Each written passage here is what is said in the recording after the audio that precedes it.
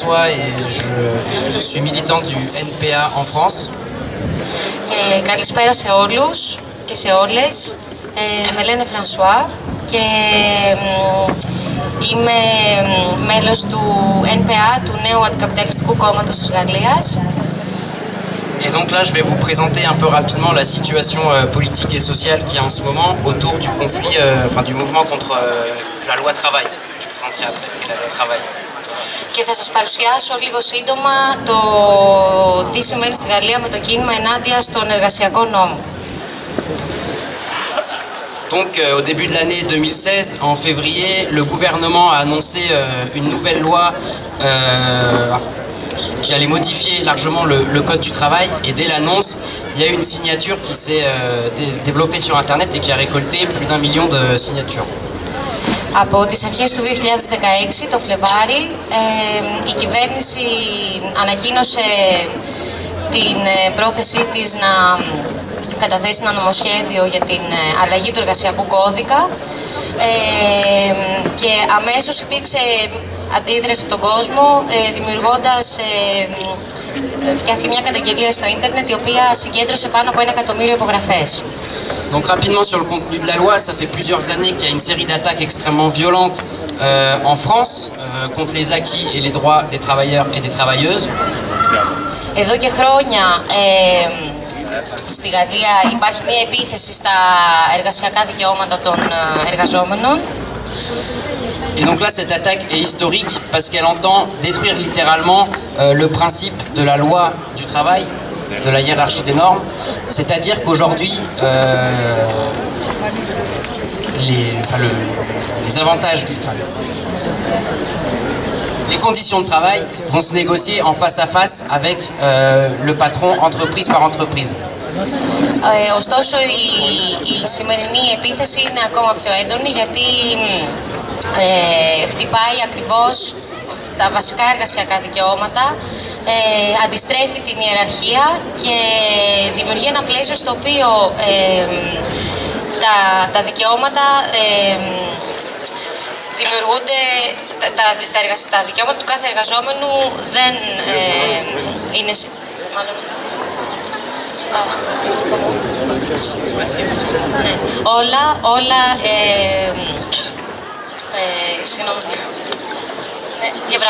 όλα γίνονται διαπραγματεύσιμα στο πλαίσιο της επιχείρησης, ατομικά, κάθε εργαζόμενος με τον εργοδότη του.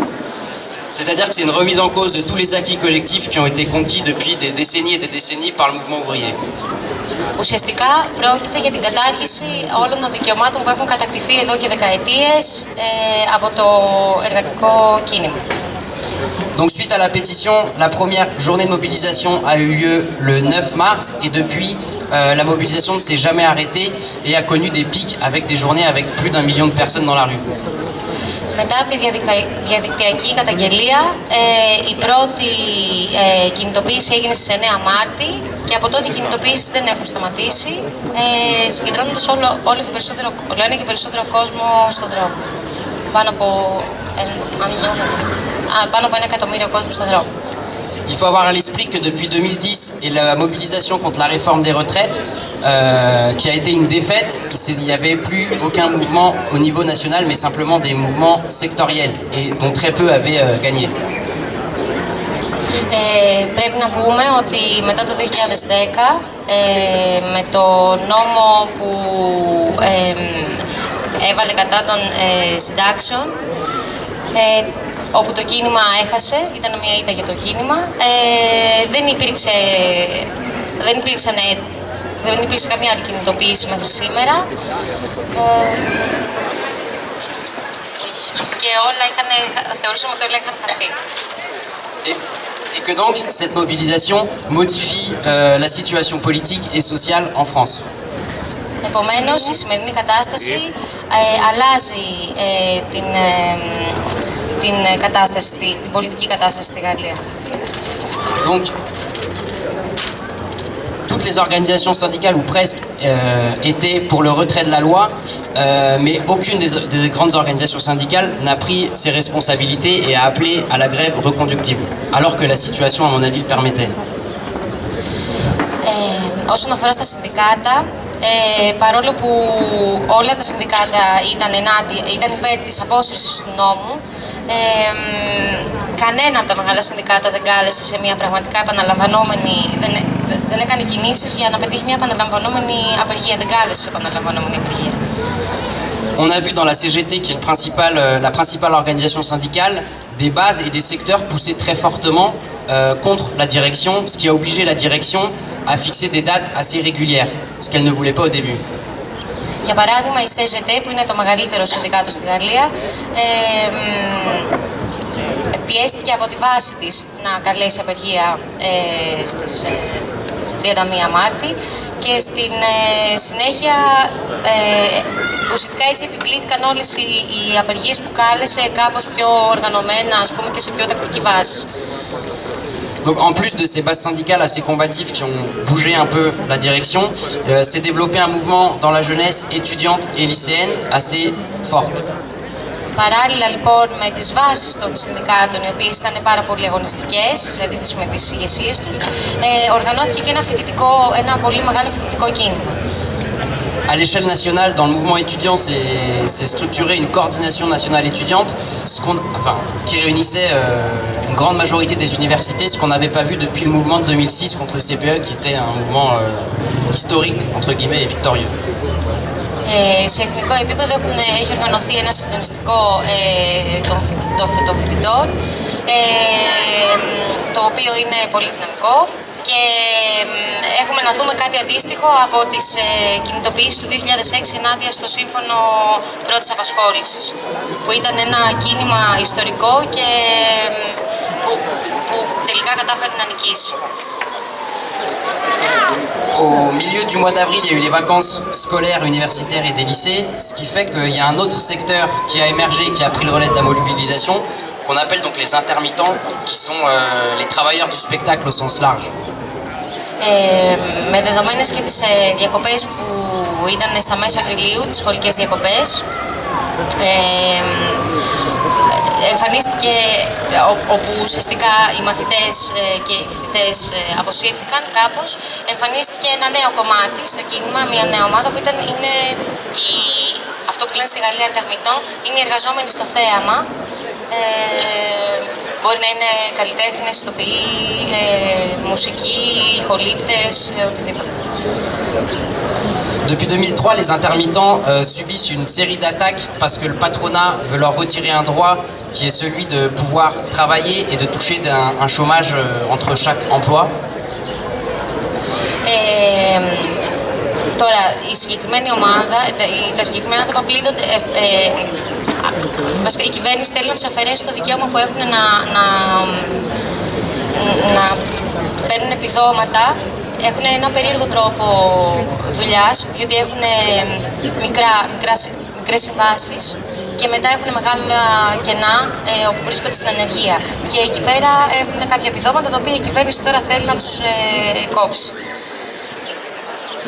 Donc en termes de nombre, ils sont pas très nombreux, mais ils sont assez forts et assez puissants parce que chaque année, ou pratiquement quand il y a les négociations, ils menacent que la plupart des gros festivals en France, culturels, musicaux, etc., soient annulés. Parce que s'ils ne travaillent pas, c'est-à-dire que la saison des festivals n'existe plus. Αυτό που κάνουν ως μέσο άσκησης πίεσης είναι να απειλούν ότι δεν θα συμμετάσχουν στα φεστιβάλ και άρα τα μεγάλα καλλιτεχνικά φεστιβάλ της Γαλλίας δεν θα γίνουν. Και αυτό είναι και το βασικό μέσο άσκησης πίεσης τους. Alors, il y a un autre élément qui est important dans le mouvement. Comme vous le savez, le 13 novembre 2015, en France, a eu lieu une série d'attentats qui a choqué d'ailleurs tout le monde, mais qui a aussi bouleversé la situation avec l'instauration de l'état d'urgence, qui renforce le pouvoir policier. La justice. Το Νοέμβριο του 2015, λοιπόν, όπως ξέρετε, υπήρξαν οι επιθέσεις στο Παρίσι, οι οποίες σόκαραν λίγο πολύ όλο τον κόσμο και οι οποίες οδήγησαν στην ενδυνάμωση του αστυνομικού κράτους και με την κατάσταση εκτάκτου ανάγκης και το στρατιωτικό νόμο.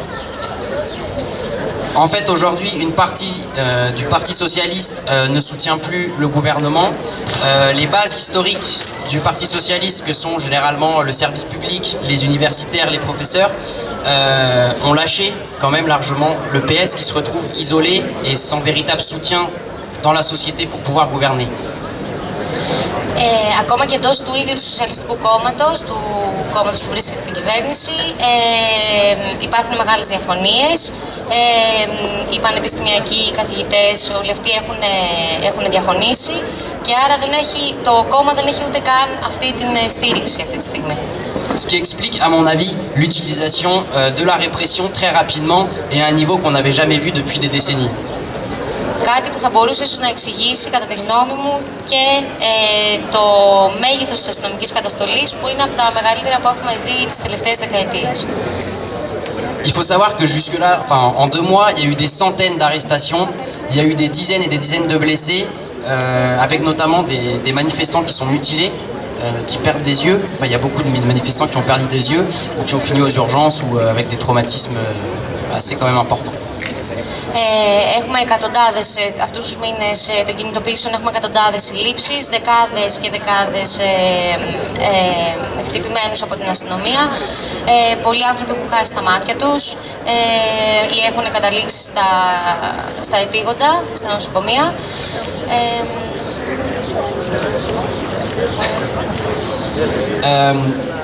Et jusqu'il y a quelques semaines, les tentatives de division du gouvernement avec la répression n'avaient pas forcément marché, mais depuis la manifestation de la semaine dernière, la CGT, qui est la principale bureaucratie syndicale, a quand même utilisé son service d'ordre contre des manifestants qu'elle juge violents ou casseurs, entre guillemets.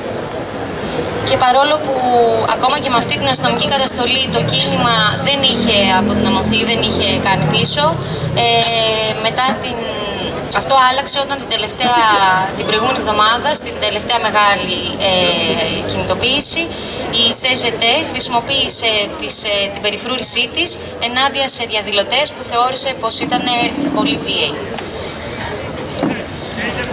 Parallèlement, enfin pendant ce mouvement et parallèlement au mouvement, est apparu quelque chose de nouveau qui s'appelle la Nuit debout et qui ressemble assez largement au mouvement des indignés de 2009-2010. Παράλληλα υπάρχει και το κίνημα της Nuit debout, της ολονυχτίας όρθιας νύχτας, τέλος πάντων πώς το μεταφράζουμε εδώ, που μοιάζει με το κίνημα των αγανακτισμένων. Donc pour présenter rapidement Nuit debout, c'est quelque chose qui est très hétérogène. Par exemple, il y a des franges de Nuit debout qui veulent construire la grève générale, et il y en a d'autres qui sont là pour, je sais pas moi, il y a des commissions poésie, écriture, voilà. Είναι ένα κίνημα το οποίο είναι αρκετά ετερογενές. Υπάρχουν για παράδειγμα ομάδες οι οποίες προσπαθούν να οργανώσουν τη γενική απεργία. Υπάρχουν όμως και ομάδες ποιήσης, λογοτεχνίας, διάφορα. Et en fait, Nuit debout fait écho à, depuis plusieurs années, un mouvement qui s'appelle, qui est une ZAD contre la construction d'un gros aéroport dans l'ouest de la France, à Nantes.